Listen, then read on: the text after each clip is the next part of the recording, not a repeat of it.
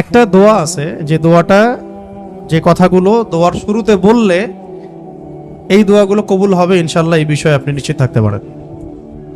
যদি আপনার রিজিক হালাল হয়, ওই শর্তগুলো যদি পূরণ হয়, রিজিক হালাল হয়, বৈধ দোয়া হয়, হ্যাঁ, হারাম কিছু চাচ্ছেন না, আপনি বৈধ বিষয় চাচ্ছেন, হালাল খেয়ে চাচ্ছেন, এই শর্তগুলো পূরণ করে দোয়া করার আগে এই কথাগুলো বললে দোয়া কবুল হবে ইনশাআল্লাহ। আমি তো আর বলতে পারবো না 100% কবুল হবে, এটা তো আমার পক্ষে বলা সম্ভব না, কিন্তু সবচেয়ে শক্তিশালী যে ওসিলাগুলো দোয়া কবুল করানোর জন্য সেটা এটা একটা। আমাকে যদি বলেন যে আপনার জানা মতো সবচেয়ে বেস্ট ওসিলা কোনটা দোয়া কবুল, আমি বলবো এটাই। এটার সাথে আরো একটা আছে, ওটা আরেকদিন বলবো ইনশাআল্লাহ। সেটা হচ্ছে আপনি আল্লাহ রাব্বুল আলামিনের এই একত্ববাদের ওসিলা দিয়ে দোয়া করবেন। আল্লাহ পাকের এই তাওহীদের ওসিলা দিয়ে, একত্ববাদের ওসিলা দিয়ে দোয়া করবেন।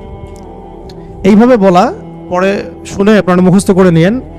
দোয়া করার আগে আল্লাহ পাকের প্রশংসা করা, আলহামদুলিল্লাহটাও আল্লাহ পাকের প্রশংসা, এবং রাসূল সাল্লাল্লাহু আলাইহি ওয়াসাল্লামের প্রতি দরুদ শরীফ পড়া একবার, অন্তত একবার, চাইলে আপনি অনেক পড়তে পারেন। এরপরে যে বিষয়টা আপনি চাচ্ছেন তার আগে বলা যে আল্লাহুম্মা ইন্নী আসআলুকা বিআন্নী, আগে বলে নেই, আল্লাহুম্মা ইন্নী আসআলুকা বিআন্নী আশহাদু আন্নাকা আনতাল্লাহ লা ইলাহা ইল্লা আনতা আল আহাদ আস সামাদ আল্লাযী লাম ইয়ালিদ ওয়া লাম ইউলাদ ওয়া লাম ইয়াকুল লাহু কুফুয়ান আহাদ। সূরা ইখলাস যে জানে সে এটা সহজেই বলতে পারবে।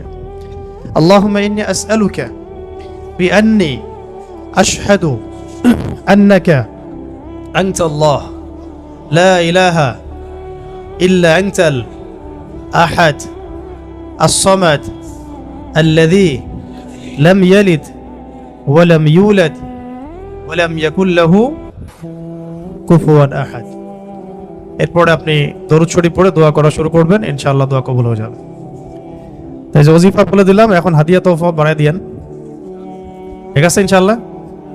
ওকে, আচ্ছা, এটা পরীক্ষিত আমল, ইনশাআল্লাহ দোয়া কবুল হবে ইনশাআল্লাহ। আরো যদি সুন্দর করতে চান তাহলে আল্লাহুম্মা ইন্নী আসআলুকা বিআন্নী আশহাদু আন্নাকা আনতাল্লাহ, এর সাথে লা ইলাহা ইল্লা আনতাল আহাদ আল ওয়াহিদ আস সামাদ আল্লাযী লাম ইয়ালিদ ওয়া লাম ইউলাদ ওয়া লাম ইয়াত্তাখিয ওয়ালাদান ওয়া লাম ইয়াকুল লাহু শারীকুন ফিল মুলক। আরো বলা যায় ওয়া লাম ইয়াকুল লাহু কুফুয়ান আহাদ। আরেকটা আছে আল্লাহুম্মা ইন্নী আসআলুকা বিআন্নী আশহাদু আন্নাকা আনতাল্লাহ লা ইলাহা ইল্লা আনতাল হান্নান আল মান্নান بديع السماوات والارض يا ذا الجلال والاكرام يا حي يا قيوم برحمتك استغيث। এইটা দিয়ে দোয়া করা যেতে পারে শুরুতে, ঠিক আছে? এগুলো আমল করবেন ইনশাআল্লাহ। প্রথমটা তো সহজ, ওইটা বললাম, আল্লাহুম্মা ইন্নী আসআলুকা। একা দোয়া করলে আল্লাহুম্মা ইন্নী আসআলুকা, একসাথে করলে আল্লাহুম্মা ইন্না নাসআলুকা। একা করলে আল্লাহুম্মা ইন্নী আসআলুকা, একসাথে করলে তখন আল্লাহুম্মা ইন্না নাসআলুকা বিআন্নী আশহাদু আন্নাকা আনতাল্লাহ লা ইলাহা ইল্লা আনতাল আহাদ আস-সামাদ আল্লাযী লাম ইয়ালিদ ওয়া লাম ইউলাদ ওয়া লাম ইয়াকুল লাহু কুফুয়ান আহাদ। এর অর্থ হচ্ছে, হে আল্লাহ, আমি এই ওসিলায় তোমার কাছে প্রার্থনা করছি, আর এটা জেনে আমি তোমার কাছে প্রার্থনা করছি, এইটার দাবি দিয়ে আমি তোমার কাছে প্রার্থনা করছি যে তুমি অমুখাপেক্ষী, তুমি কাউকে জন্ম দাও নাই, কারো কাছ থেকে তুমি জন্ম নেও নাই, তোমার সমতুল্য কিছু নাই। এইটার ওসিলা দিয়ে আল্লাহ আমি তোমার কাছে প্রার্থনা করতেছি। এর চেয়ে বড় ওসিলা হয়? তাওহীদের চেয়ে বড় ওসিলা হয় না। এরপরে আরেকদিন আরেকটা ইনশাআল্লাহ শিখাই দেব।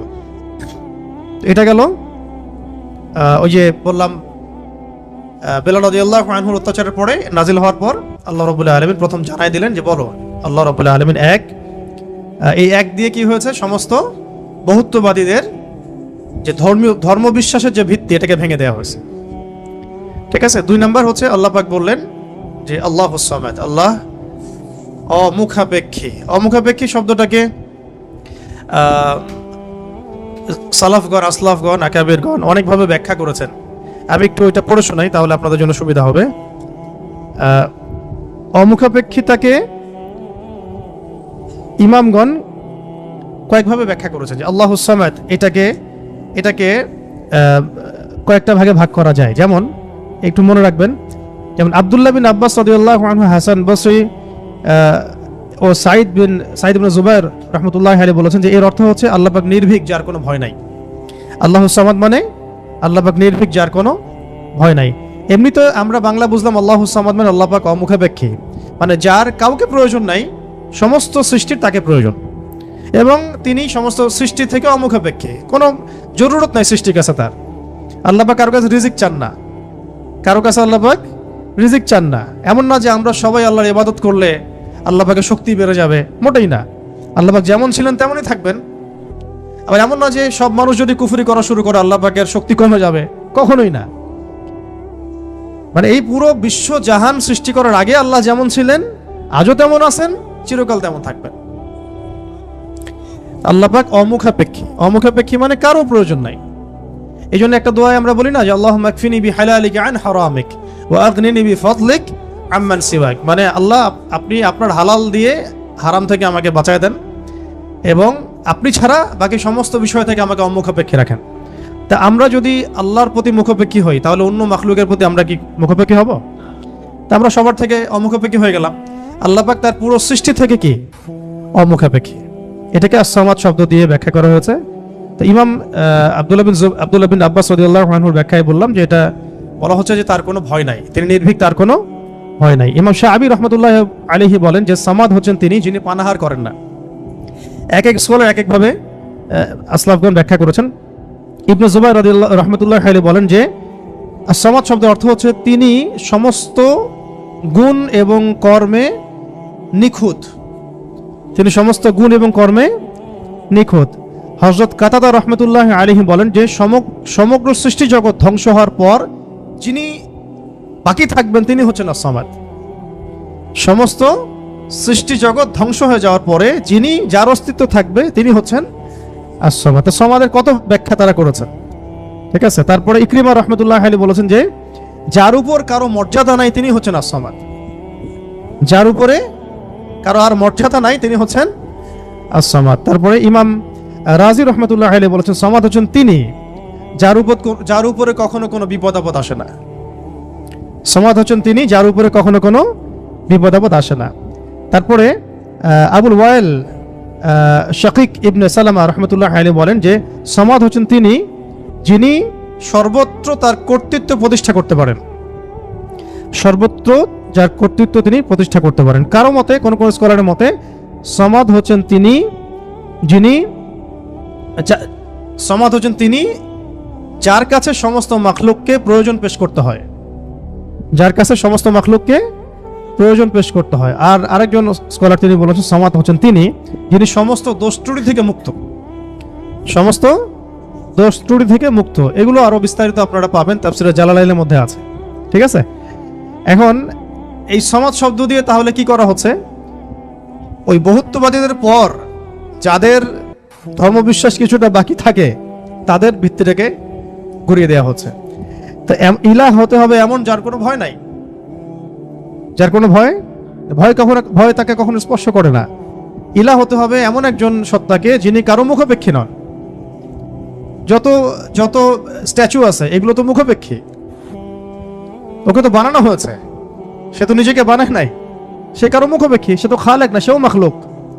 তারপরে যারা মানুষ যারা নিজেদেরকে বিশ্ব মঞ্চে বড় বড় করে ফুটিয়ে তোলে বা নিজেদেরকে রবের আসনে অধিষ্ঠিত করার চেষ্টা করে, তারা কি অমুখাপেক্ষী?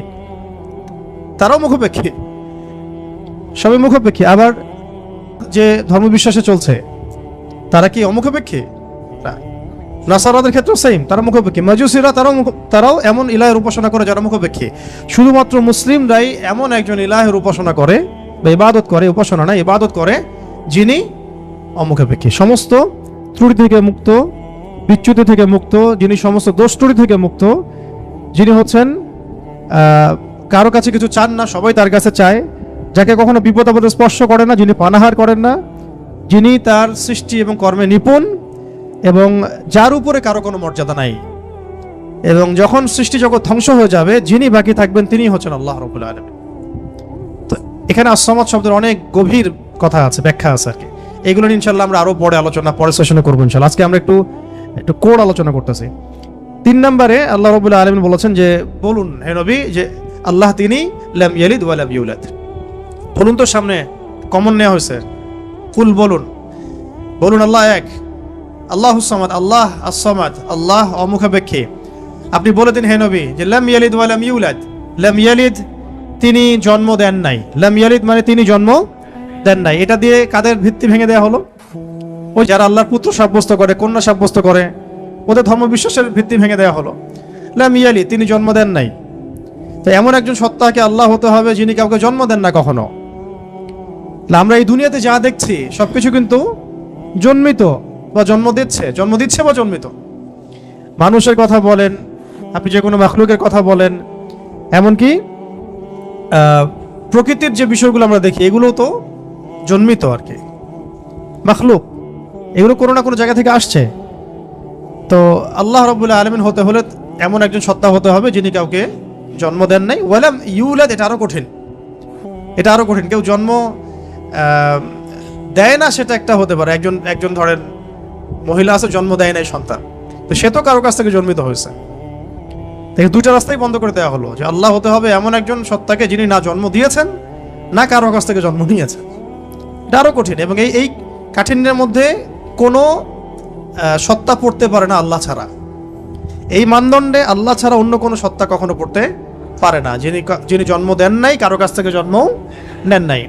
অনেকে প্রশ্ন করে যে, অনেকের মধ্যে ওয়াসওয়াসা আসে যে এই বিশ্বজাহান আল্লাহ সৃষ্টি করেছেন, আল্লাহকে কে সৃষ্টি করেছে?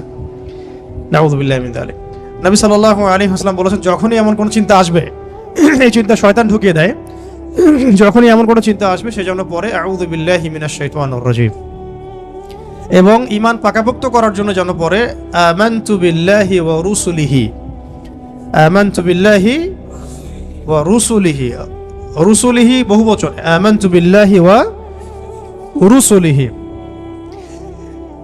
আল্লাহকে যদি কেউ জন্ম দিত বা আল্লাহ যদি কোনো জায়গা থেকে সৃষ্টি হতেন, তাহলে যে স্রষ্টা তিনি তো আল্লাহ হতেন, তাই না? আল্লাহ যদি নাউযুবিল্লাহ কারো কাছ থেকে সৃষ্টি হতেন তাহলে তো তিনি আল্লাহ হতেন না। এমন একজন সত্তাকে আল্লাহ হতে হবে যিনি সৃষ্টি নন, যাকে কেউ সৃষ্টি করে নাই, বরং তার কাজ সৃষ্টি করা। এটা তো আপনি কার্যকারণ তত্ত্ব থেকে বলছেন, এটা ফিলোসফিতে একটা তত্ত্ব আছে, কার্যকারণ তত্ত্ব। মানে তত্ত্বটা হচ্ছে এরকম, ইউনিভার্সিটিতে আমাদেরকে একটু পড়ানো হয়েছিল আর কি, যে প্রত্যেকটা কাজের পিছনে একটা কারণ থাকে।